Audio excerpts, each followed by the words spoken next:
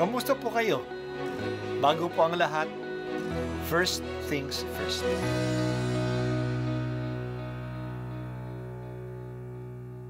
Good morning po. Sinisimulan po natin ngayon ang first things first. At dito po, tinatalakay natin sa unang bahagi ng umaga natin ay ang first readings na binabasa po sa banal na misa.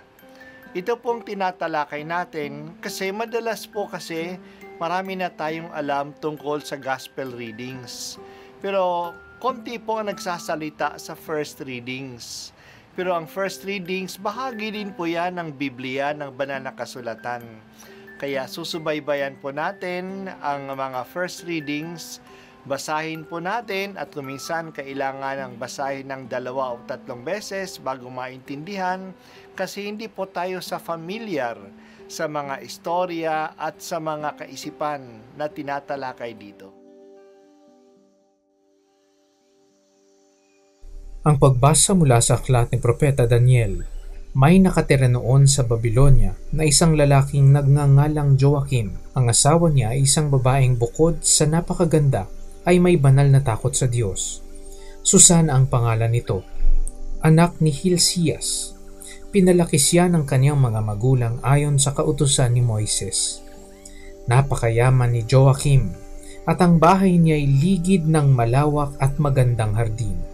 Karaniway doon nagpupulong ang mga Hudyo sapagkat iginagalang siya ng lahat. Iyon ang naging tanggapan ng 2 hukom ng bayan at doon nagpupunta ang mga taong may usapin. Nang taong iyon, nahalal na hukom ang 2 matanda at ganito ang sabi ng Panginoon tungkol sa kanila. Lumabas sa Babylonia ang kasamaan at katauhan ng 2 matanda na naglilingkod sa bayan bilang mga hukom. Nakagawian na ni Susana ang mamasyal sa hardin ng kanyang asawa pagkaalis ng mga tao upang mananghalian. Araw-araw, siya ay nakikita ng 2 hukom sa kanyang pamamasyal sa hardin. Nagkaroon sila ng masamang hangarin sa babae. Sa kanilang pagkahibang kay Susana, tinalikuran nila ang pananalangin at kinalimutan ang kanilang katungkulan sa bayan. At dumating ang pagkakataon. Gaya ng dati, si Susana ay pumasok sa hardin na 2 abay lamang ang kasama. Napakaalinsang noon kaya't naisipan niyang maligo.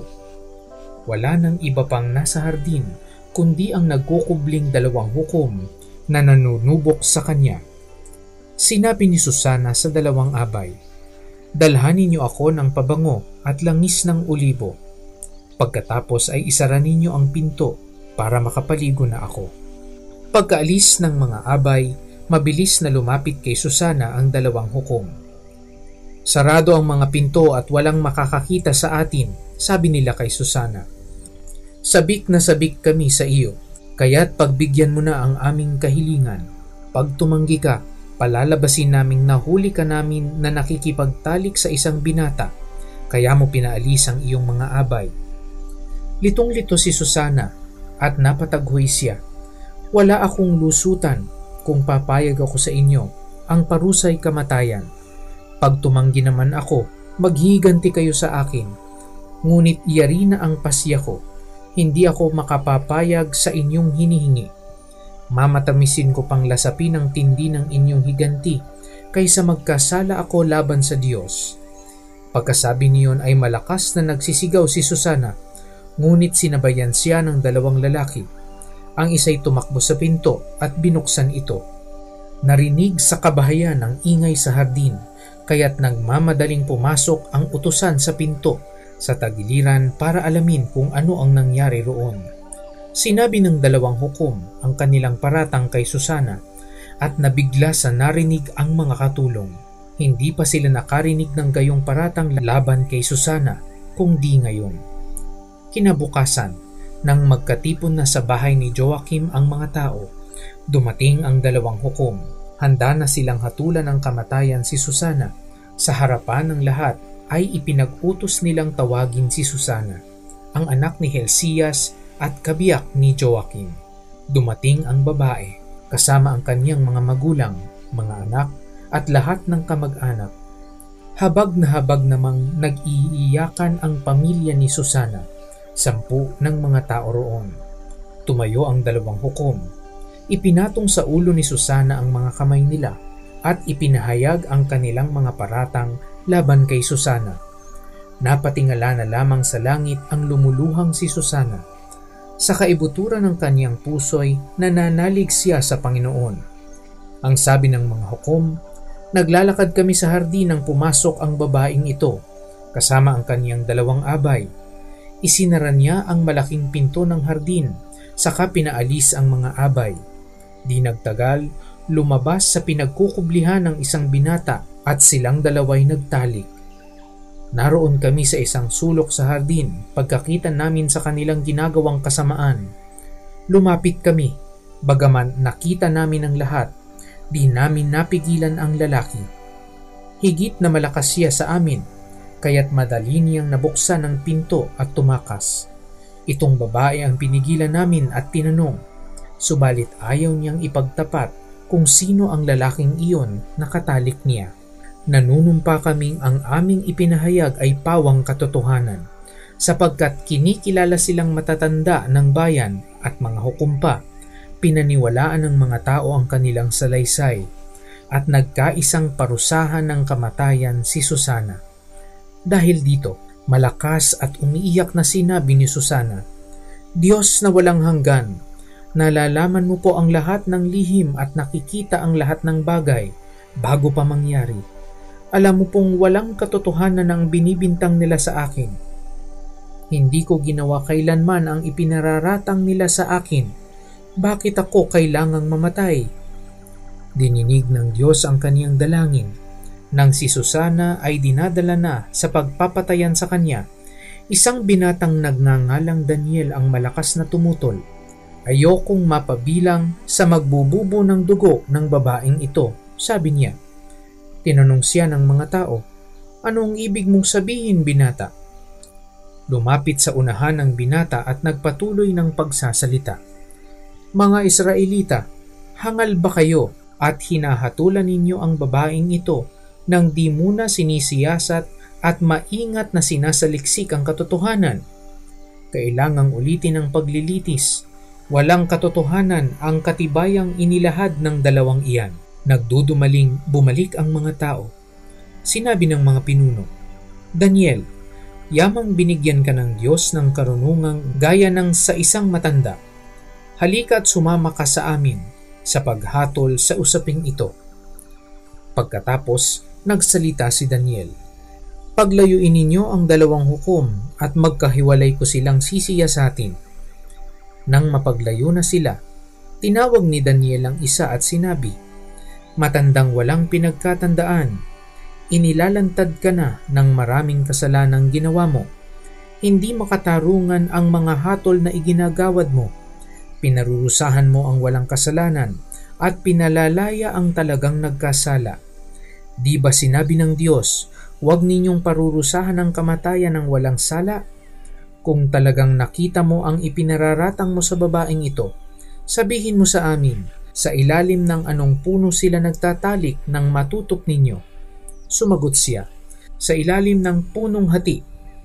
Sinabi ni Daniel, gayon, buhay mo ang kapalit ng iyong sagot, pagkat ibinigay na ng Diyos sa kaniyang anghel ang parusa mo, at hahatiin ka sa 2. Inilayo siya roon at ipinatawag ang kaniyang kasama. Paglapit nito, sinabi ni Daniel, Ikaw naman anak ni Kanaan, hindi ka tunay na Hudyo, binihag ng alindog ng babae ang iyong isip at inalipin ng kahalayan ng iyong puso. Alam na namin ngayon ang ginagawa mo sa kababaihan ng Israel. Tinatakot mo sila para pagbigyan ng iyong kahalayan.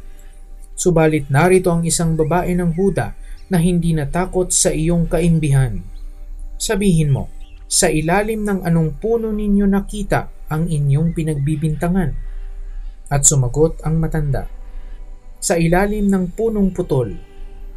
Gayon, pakli naman ni Daniel. Buhay mo ang katumbas ng kasinungalingang ito, pagkat naghihintay na ang anghel ng Diyos upang putulin ka sa pamamagitan ng tabak.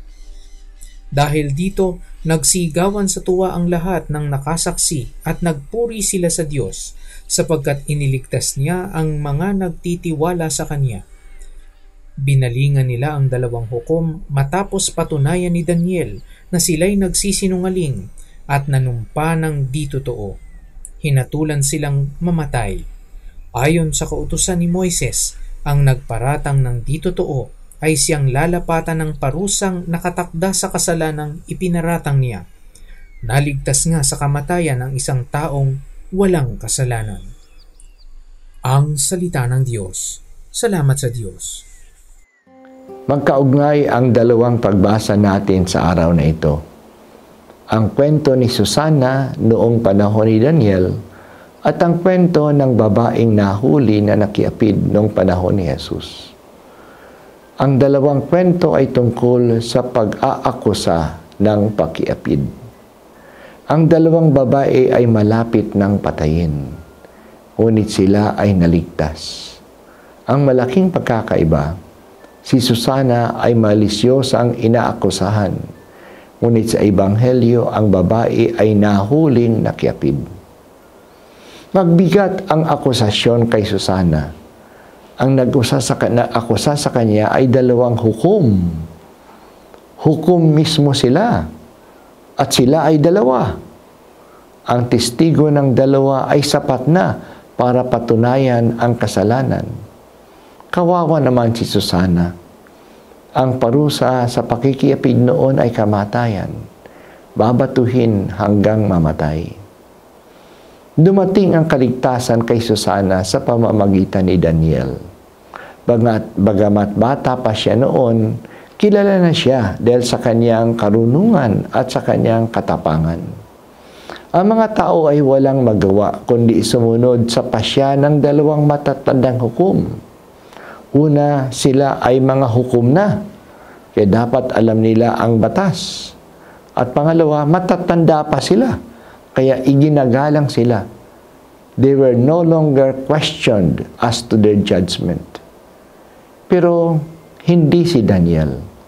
Inakusa niya ang dalawang matatanda. Inusisa sila at natagpuan na sila ay nagsisinungaling. Iba ang kwento nila kung saan nangyari ang pakikiapid. Nahuli na sila ay nagsisinungaling. At ang parusa sa pagiging false witness ay na ang kamatayan na ipapataw sa kanilang pinagbibintangan ay siyang parusang tatanggapin nila. Binato sila hanggang mamatay. Iniligtas ng Diyos ang matuwid at pinarurusahan ang masasama. Magandang pansinin ang sinabi ni Daniel sa dalawang hukom. Matagal na silang nagsasamantala ng iba na ginagamit ang kanilang tungkulin upang makuha ang gusto nila kahit na sa masasamang paraan. Pero ngayon, nabuking na sila. Nalantad sila sa kanilang masasamang ginagawa. Tumanda na ang dalawa sa kanilang kasamaan, pero nahabol din sila ng kanilang mga kasalanan. Mahahabol din ang mga masasama ng kanilang mas kasamaan, kung hindi sa buhay na ito, sa kabilang buhay. Matuwid ang Diyos. We cannot escape the justice of God. Ito ay mabuting balita sa mga pinagsasamantalahan. Ito'y masamang balita sa mga nagsasamantala.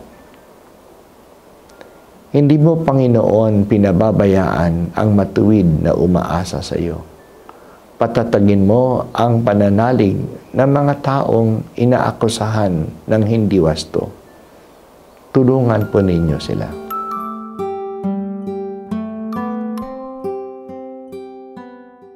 At ako po ay si Bishop Broderick Pabilio dito sa First Things First.